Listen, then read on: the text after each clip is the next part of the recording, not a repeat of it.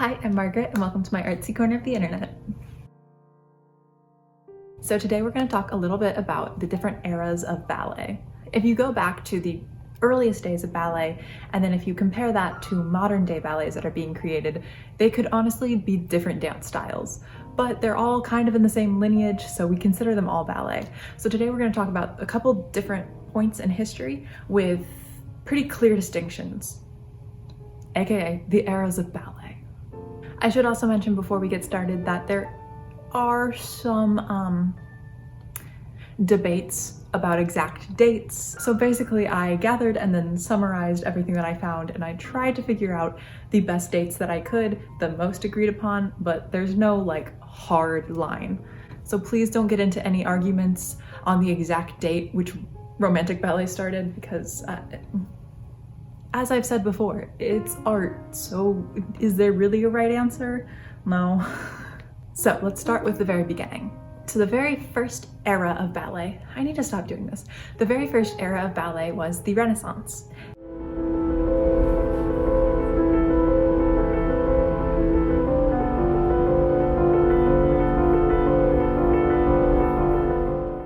This is the very beginnings of ballet, and so it looks very different than what ballet is seen as today. I've also heard this been called the ballet cours. I almost did this again. Stop it. My fingers have a mind of their own. But I've also heard it called the ballet cours, which is just a different language. So, Renaissance is typically seen in the time period from the 1300s to the 1600s. I didn't even know that ballet existed in the 1300s. I think that's kind of a stretch to say that it existed in the 1300s. I think usually the consensus is it kind of started around the 1500s in Italy, but I digress. Apparently, people now say that it's the 1300s to the 1600s, so we're gonna go with that. Ballet took off in the 1500s when Catherine de' Medici married the King of France and brought the Italian court dances to France, which eventually developed into ballet because I think the French people just liked the dance more than the Italians, even though the Italians are the ones who invented it. And then the Russians took it later, but we'll get there. The first ballet ever is considered the Ballet Comique de la Reine.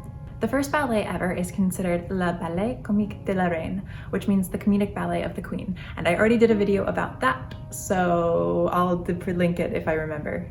What you should also note about this time period in ballet is that they were wearing heavy costumes, headdresses, heeled shoes.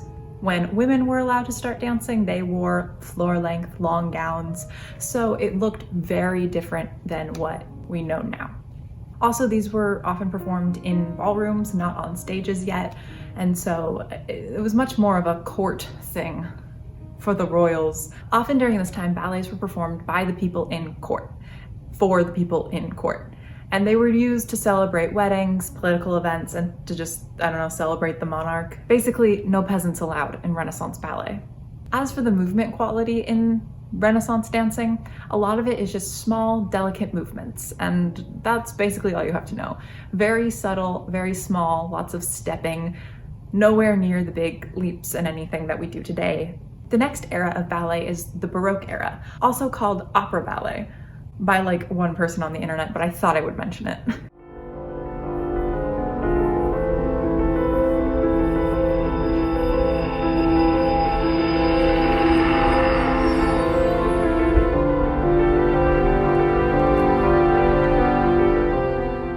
This was seen to be around the 1600s to the 1800s, and this mostly happened around King Louis XIV, the Sun King, the man who's basically known for inventing ballet, or at least popularizing it, because it was actually technically invented in Italy. At this point in ballet, because they had such a generous patron behind it, King Louis, there was a lot more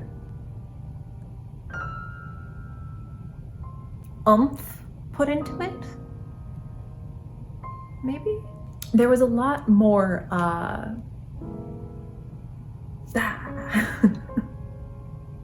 that's how I want to describe it. There was a lot more happening in ballet. That's not a good way to describe it either. There was a lot more showmanship. In the Baroque era, you could definitely see an emphasis on the performance, which makes sense. A lot of King Louis XIV's life was all about showmanship, and I've watched a lot of documentaries about him because I find him fascinating, but every little part of his life was a performance, from getting up and getting dressed in the morning to signing documents to just everything in his life was like a performance. He wanted to create this image of himself that was larger than life. And so he did that again through ballet. The ballets during the Baroque period, especially in the French court, were huge, big performances to basically show how cool the king is. So they had pyrotechnics, they had sets, they had stories, they had stages built, and it really became much more of a show. It wasn't just a wedding reception entertainment, it was now the main event. I wrote ostentatious down. That's a good word to describe it, right? In the 1700s, Jean Nevers started putting stories to ballet. So in the Baroque period is when we start seeing storylines come along. Again, it's no longer just the celebration dancing after a wedding, it is now the main event and a show that people go and watch. We should also mention that in 1681, women began dancing. This is also the period when Peter the Great came to France and basically took ballet for himself. Peter the Great was known as a king who really westernized Russia. He kind of put all of the Russian traditions behind closed doors and really adapted French and the French culture and the French fashion and all of the things that the Western aristocrats were doing, he brought to Russia. So ballet is one of those things. Now we often think of Russia having some of the best ballet dancers in the world, probably because they hand select them at birth to be the best in the world. We think of Russia as being pretty high in the ballet hierarchy. But as we know, ballet didn't start in Russia. So in this Baroque period is when Peter the Great took Russia. He didn't take Russia. He already had Russia. Peter the Great took ballet and brought it to Russia. Next we have the Romantic period.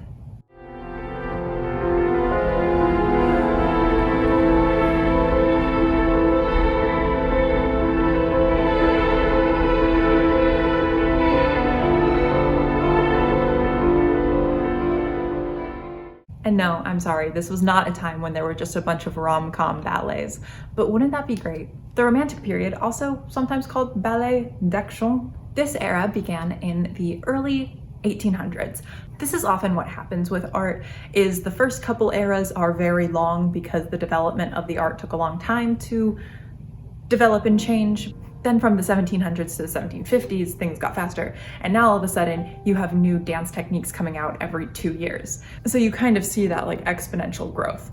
So this Romantic period only lasted for the early 1800s. The Romantic period, movement-wise, is seen as being a very light and airy dance style, whereas Baroque and Renaissance were kind of weighed down with the heels and the heavy costumes.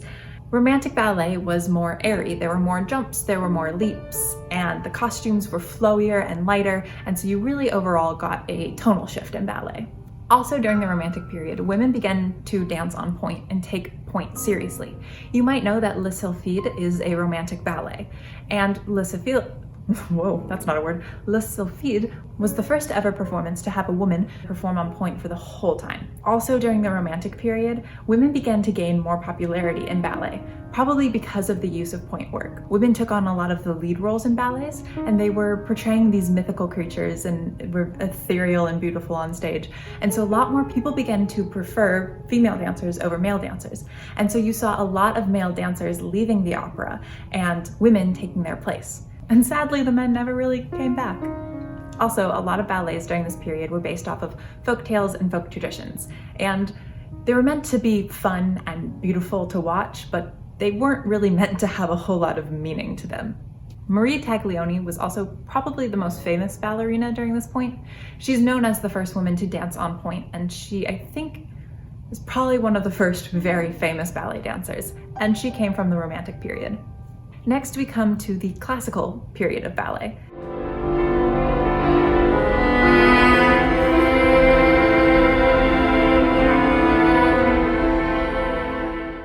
And this lasted from about the mid-1800s to about the 1920s. At this point, technique began to develop more. There were more leaps, more turns, and overall just more athleticism needed to be a dancer. I've also heard this time period called the Age of Petipa. So if you don't know, Marius Petipa I might be saying that wrong. Marius Petipa is probably one of the most prolific choreographers of ballet ever, and the classical period was really his reign, basically. I mean, he did choreograph, I think, a bit in the Romantic period, but he's mostly known for his classical ballets, which is also why a lot of times people will say that they do classical ballet. Classical ballet variations often come from sometimes the Romantic period, but mostly from this era of classical ballet. I bet you didn't know when we said classical ballet, we were talking about a specific era of ballet, but now you do. If you've never heard of Marius Petipa, that's okay, but I'm sure you've heard of some of his works. I have a list in front of me, that's why I just looked down. But he's known for Sleeping Beauty, La Bayadère, Don Q, Giselle, Paquita, Raymonda, Swan Lake, The Nutcracker. So yeah, if you've ever seen The Nutcracker, you've seen Petipa's work. So this was really his reign. And when you think of classical ballet or ballet in general, you're probably thinking of this classical era. Another thing that kind of defines the classical period is a lot of ballet was taking place in Russia. By the late 1800s, ballet had kind of gone out of fashion in Europe, but in Russia it was booming. And so we kind of have to credit Russia for keeping ballet alive during this period when the Western cultures just didn't really care for it. This is also kind of that time when Russia kind of took over the rest of the world and became really good at ballet. Next, we go into the Neoclassical period.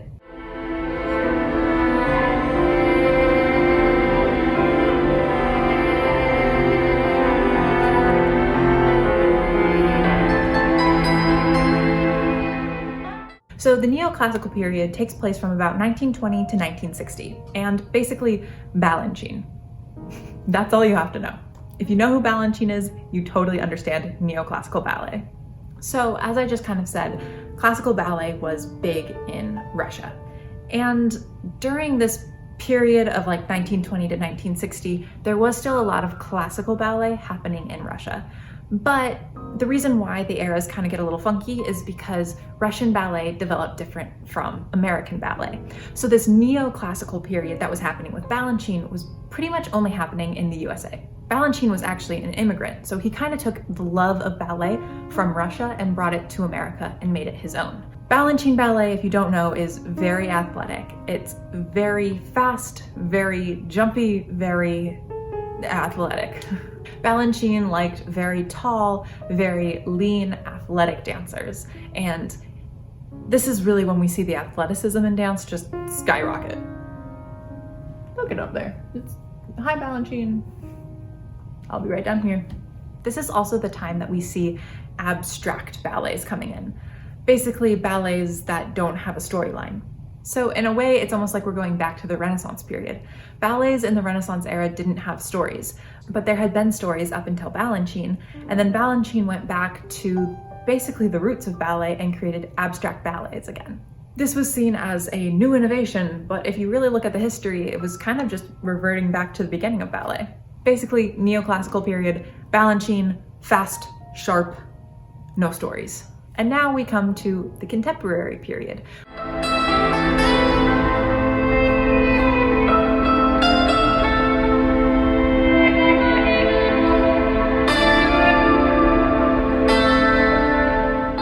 Which is from 1960 to present day. For movement quality, contemporary ballets are often more loose and flexible than what Balanchine was. Balanchine was very tightly wound, and it was quick and sharp and small and now things are looser and more flexible. They're not as tightly held as the Balanchine era. Another thing about contemporary ballet is that they started to mix in ideas from modern and contemporary choreographers. Contemporary is such a hard word in dance because it means so many different things. Basically, any modern dance that is happening right now, people are calling contemporary. So there's like contemporary dancers, there's like contemporary competition dancers, there's contemporary ballet dancers, and we all just call it contemporary, but we're referring to very different styles. But present day contemporary ballet has taken inspiration from modern movement styles and added it into a ballet mold, I guess. If you're thinking about choreographers who fit into this style, think Christopher Wheeldon and Twyla Tharp. Contemporary ballet is kind of hard to talk about because it's basically just things that are happening currently. We can't really tell how long this era of ballet is going to last, so it's kind of hard to pinpoint specific things about this style of ballet because it's still developing. But yeah, So that's basically a rundown on the different eras of ballet. I hope you found that interesting. If you like videos about dance history and dance, like, comment, subscribe, or don't. It's okay. I'm just desperate for validation. I hope you enjoyed. I hope you learned something. Thank you for watching. Bye.